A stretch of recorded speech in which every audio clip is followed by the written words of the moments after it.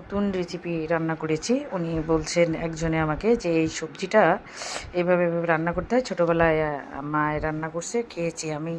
এখান থেকে আমার একটা কিউরিওসিটি, আপনারা কি বলতে পারবেন? হ্যাঁ, একটা গাজর দেখা যাচ্ছে।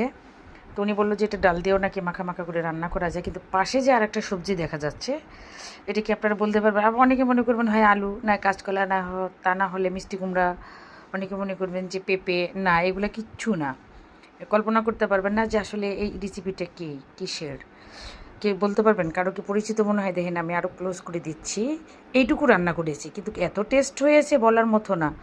আজকে শরীরটা আমার ওরকম ভালো না, আজকে অবশ্য আমি একটু সিক। দেখেন, শুধু কিউরিসিটি থেকে এইটা। তবে আর একটা কথা বলি, এটা কিন্তু যে উপরের যে অংশটা একটা ফলের, কিন্তু এইটা ওইটা কিন্তু আমরা খুব পছন্দ করি সবারই, বাংলাদেশের প্রেক্ষাপটে কিন্তু সবার খুব পছন্দ। হ্যাঁ, ওইটা কিন্তু আমরা ইফতারের আগে ইফতার করে খেয়েছি। তারপরে বাকি যে অংশটা ছিল, ওই অংশটা কিন্তু আমরা আমার নেওয়া হয়েছে, বা ওইটা কিন্তু রান্না করা যায় শুধু কৌতূহল বশতে। কারণ হচ্ছে আগের মানুষ নাকি এটা কোনো একজন, দু একজন হয়তো জানে রান্না করা। তবে দেখলাম যে হ্যাঁ, খুব ভালো। তো আপনারা কমেন্ট বক্সে আমাকে জানিয়ে দেবেন, আর ইনবক্সে জিজ্ঞাসা করবেন আসলে রেসিপিটা কিসের। ঠিক আছে? ওকে, আল্লাহ হাফেজ।